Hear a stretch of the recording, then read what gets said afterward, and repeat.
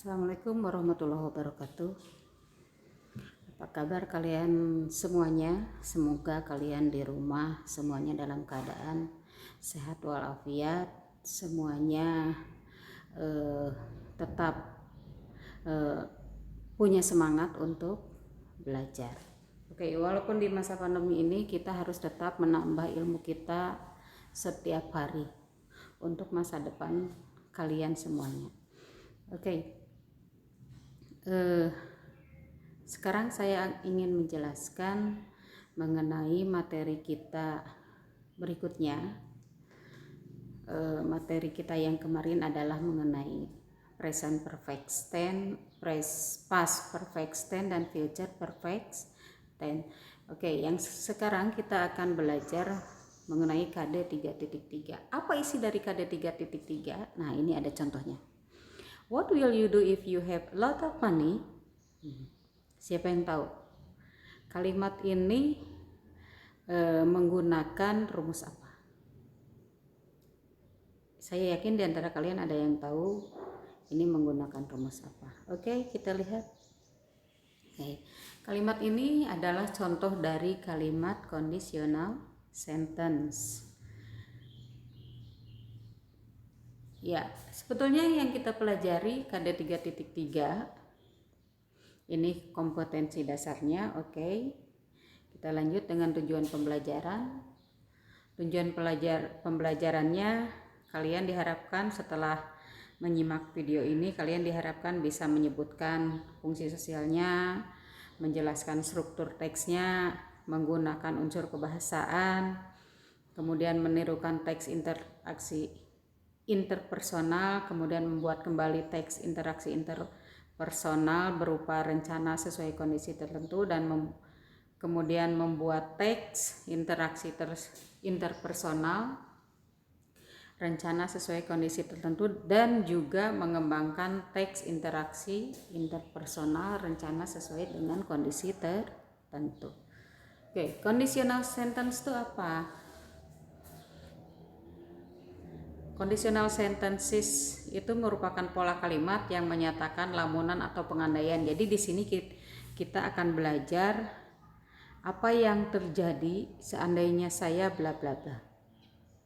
Jadi kita di sini akan belajar berandai-andai dengan menggunakan bahasa Inggris.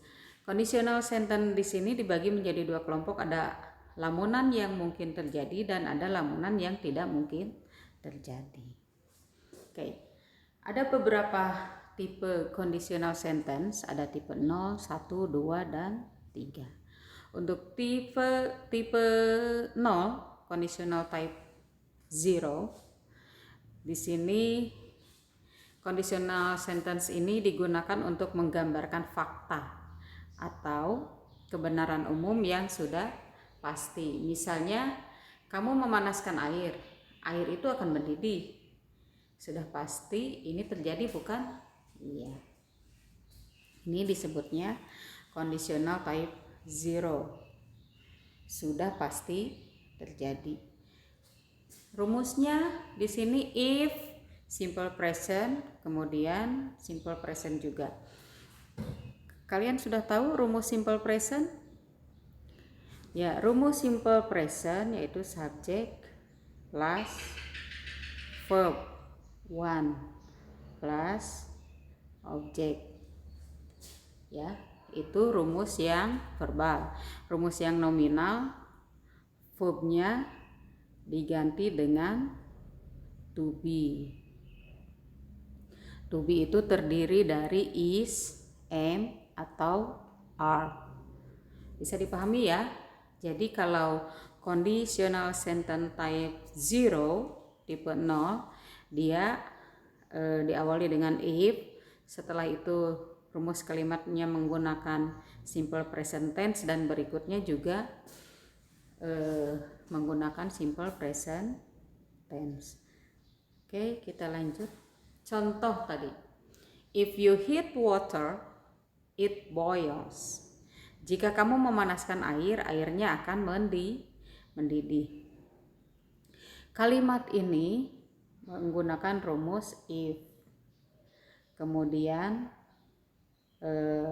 subjek, kemudian hit itu verb 1, kemudian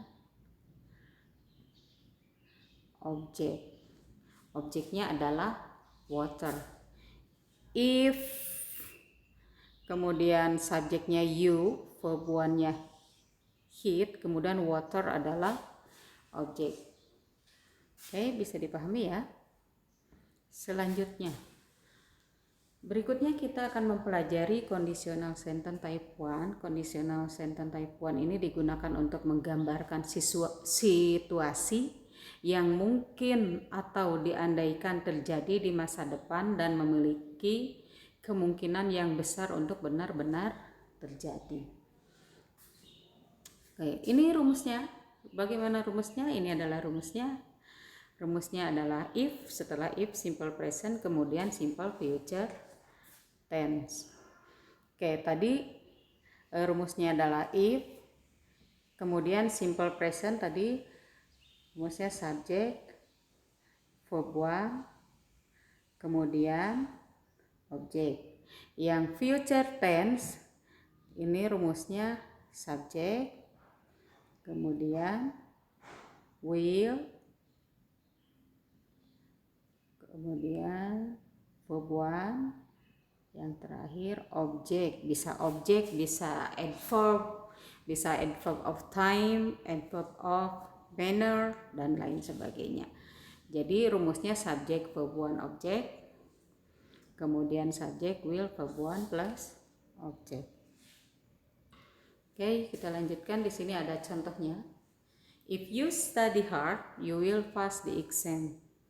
Jika kamu belajar dengan giat, kamu akan lulus ujian. Kalimat ini menyatakan bahwa situasi tersebut akan terjadi jika syaratnya terpenuhi. Jika seseorang belajar dengan giat, dia pasti akan lulus ujian. Jika seseorang bekerja keras, dia pasti akan mendapatkan uang, seperti itu. Oke, selanjutnya conditional type 2. Tipe yang kedua, kondisional tipe yang kedua digunakan untuk menggambarkan situasi yang tidak realistis atau memiliki kemungkinan yang sangat kecil untuk terjadi. Tidak realistis di sini situasinya, atau kemungkinannya sangat kecil untuk terjadi. Rumusnya if plus past tense, kemudian koma, would plus infinitive. Jadi rumusnya if simple past itu subject plus verb 2, koma, would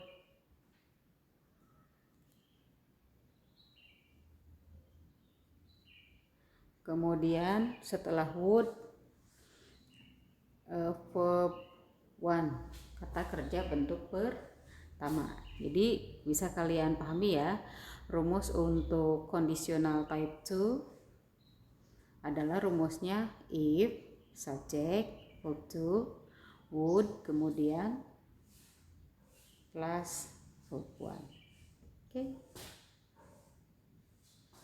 Contohnya di sini. If I were you, I would rest right now. Jika aku adalah kamu, aku akan beristirahat sekarang.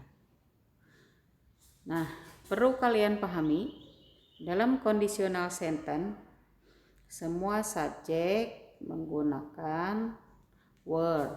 Kalau dia kalimatnya kalimat yang nominal. Jadi tidak pakai was, tetapi pakainya were.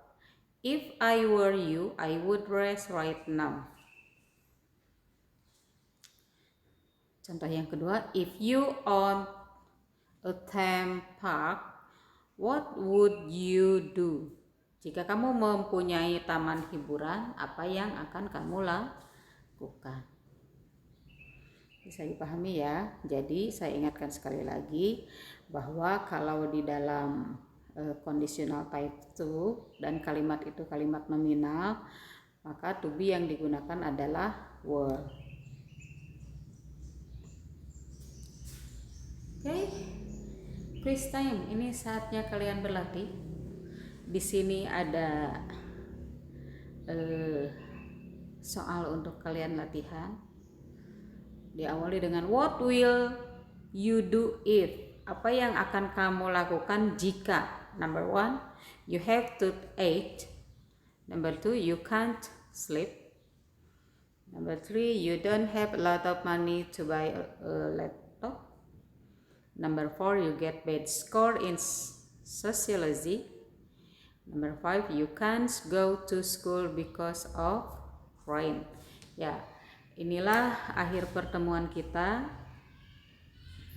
Saya ulangi sekali lagi bahwa hari ini kita belajar mengenai conditional sentence. Tadi yang saya jelaskan adalah type 0, type 1, and type 2. Ya, kalau misalnya kalian belum paham, buka buku paket kalian atau tanyakan bisa di Google Classroom atau di WA group.